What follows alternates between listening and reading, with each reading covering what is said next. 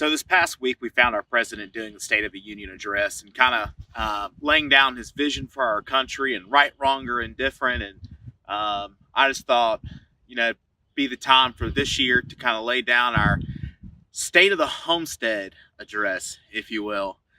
We've learned a lot just kind of we're in our probably 6 months right now of having our homestead, and we've just learned a lot. So, but kind of going along with that, we kind of got our butts kicked at some stuff, and we found out that, the advice that others gave us is a lot better than we thought it was. So, what do I mean by that? I think in 2019, we're not going to take on any large projects. I think we want to focus on our what we have and just focus on our infrastructure. I mean, I want pigs and I want different things, but all of this is it's all about infrastructure. And if you don't have infrastructure, you're wasting your time. So hopefully this year, we're going to focus on that infrastructure here and the first 5 acres. Again, our acreage is split in half by a creek, and the goal be that next year, in the winter next year, we'll actually move the goats across the creek, and we're going to start breaking down that side of the property because it is way overgrown. So we're going to focus on that next year. This year, we want to focus on just infrastructure, our gardens, and we want to focus on just being more efficient at what we have. I think we've got great projects, but I feel like sometimes we're a C plus on all these things, but we're not an A plus in anything. So other than, I don't even know what we're at an A plus on. Being wet in the mud, that's pretty much what Mississippi's about right now. I got an A plus in surviving in the mud, but as far as like rabbits, we have a great job. We've only lost one baby rabbit. And we had one miscarriage, but other than that, we haven't lost any of our main breeder rabbits. I think we're doing a great job. We're not being that successful at breeding them, but I'm hoping once it warms up, that'll be our it factor to kind of get them in the mood. Our chickens are finally producing eggs. Now they're doing a great job. I think we're getting a good B plus on them. I think what we're going to work on this year is just better land management for them. They have picked everything clean in their space. We're working on a new area for them. Again, infrastructure. The goats are doing great. Mama Sal, we believe, is pregnant. So we're going to be getting her tested soon, and we're going to be on Baby Watch 2019. She's been known to produce twins. So it'd be nice to have 2 cute little babies. But going along with the goats, we have lost 2 goats in our first 8 months. Both of them were babies. One of them was already sick when we purchased her, and we just didn't know about it. Her name was Pearl, and Pearl was a super sweet little goat. Just had everything from cancer and worms, and poor girl just never had a chance. And then we bought another little goat. Her name was Rosie. And Rosie was my oldest daughter Eliza's goat, and just the mama who we purchased her from, who we pulled her from, she was a bottle baby. The mom was not very healthy, but we had taken her, like, well, we'll bottle feed her and we'll take care of her. The pneumonia transferred over to the baby, and long story short, after multiple Mississippi State vet visits and her staying in the hospital there for probably a week, we ended up having to put her down. So those are 2 big losses, as far as, what goes on around here. Because, one, that was my oldest daughter's personal pet that she spent her Christmas money on. And 2, it's just, who wants to lose a cute floppy-eared little goat? They're like little puppies around here. They frolic around and they're happy. And they're just fantastic. Another animal that we've lost this year, and we talked about, the mortality rate of our farm. We didn't pass our goals for our mortality rate in our first year. We did just in 2018, but not necessarily from the year point onto there.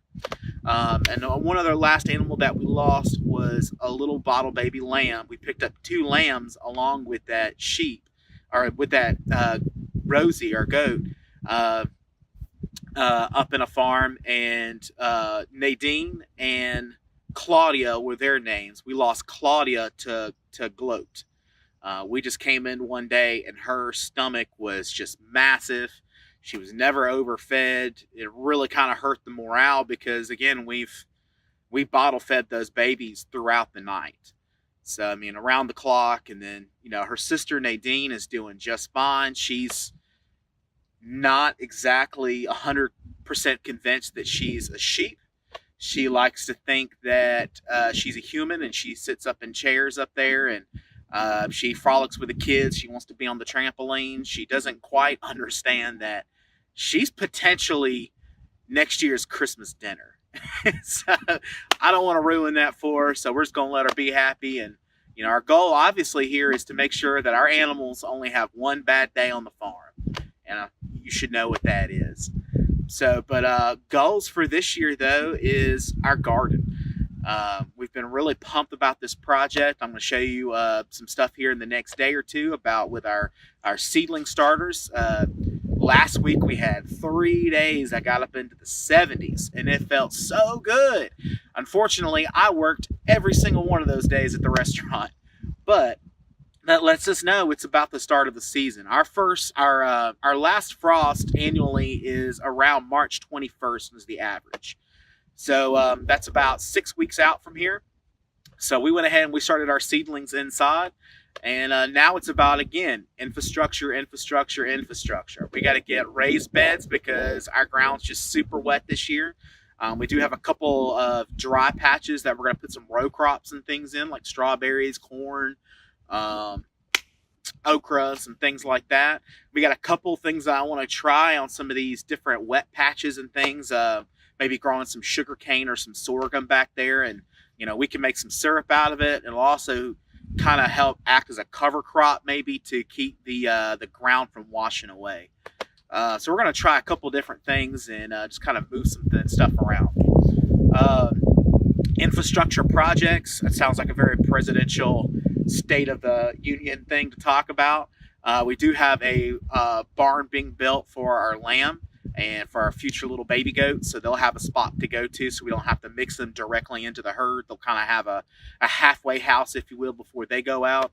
Also based there will be our rabbits, and that'll be mostly up in our front yard because our lambs will stay here. The goal for the lambs is for them, honestly, just to eat my grass. I'm tired of cutting grass. It's hot in Mississippi. It's muggy. It's nasty. You never know when it's going to rain. I don't want to. I hate cutting grass. My son hates cutting grass. That's just not my thing. So we're just going to pin them out here. They got about 1.5 acres out here that's going to be all theirs, and they can eat the grass, enjoy themselves, frolic around, and be up here where the kids play too. So the kids will be up here ready to play with them. Other infrastructure is raised garden beds, which I mentioned before, but we're needing a lot of raised garden beds to keep things going. This past year it's a record rainy year for Mississippi. I know a lot of people in the South are in the same boat. It is just super wet here. I am literally in about 1 inch of mud right now. That's why I'm not further back to get maybe a little better picture. But it's just a super wet year, so we're gonna have to move things to above ground. It's just too wet, and then when we get these big rains that come through, there's just creeks running through my property because we're on an ever so slight slope. So the woods up here actually drain down onto my property, and I've just cleared all that land out. So now my soil is washing away. So we're going to come up with some infrastructure ideas and putting down rocks and gravel and some different things to kind of break up those creeks a little bit. And we're going to be putting in a ditch that's going to kind of help alleviate some of this as well. And then other infrastructures is the pole barn it's been knocked down to the ground, but the actual old pole barn, we got to figure out a way to actually get it out. There'll be, I think our goal is to have a greenhouse over here and to be working on that. And some of our last infrastructure things that you're actually going to see behind me, and these are our tomato setups. This is how my granddaddy did it when we were little, and his tomatoes were just huge, and we really enjoyed it. But we started building these. We've got 6 of them right now, and we're going to be putting in probably another 6 We have a lot of tomatoes going down. Our family loves tomatoes, love fresh tomatoes. Cooked, they're okay, but I love a good BLT sandwich. But again, just kind of building in our structure.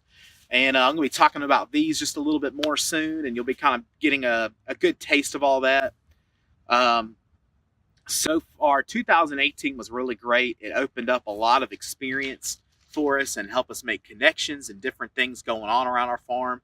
Uh, some key things that we're going to work on this year is, again, just infrastructure, infrastructure, infrastructure. We're wanting to grow so much, but we're not necessarily keeping up with the infrastructure that we need to have those things. I went and bought a whole bunch of seeds, and then I realized I don't have anywhere to put these seeds. So we're going to go through, from here till for the next 6 weeks when seedlings are ready to hit the ground. Every single week, we got to make um, 4 above ground planters. So we're gonna have to just kind of keep working on that and just being a process. And it's not an easy process at all.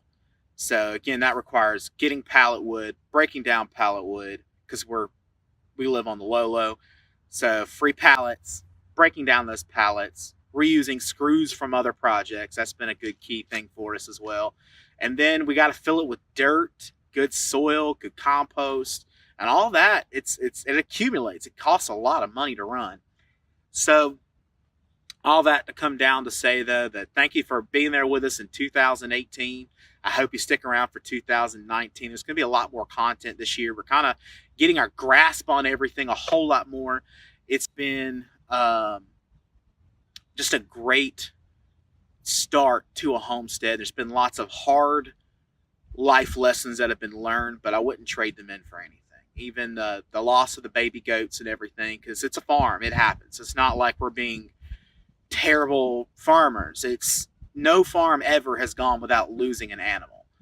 Uh, it was good that it happened right off the bat for us, and we lost baby Pearl to sickness, and it really helped us out. And maybe that was just for the best. But I think this year again we're going to keep the same goal of just only losing less than 10% of our animals that are here on the property. Will be doing great.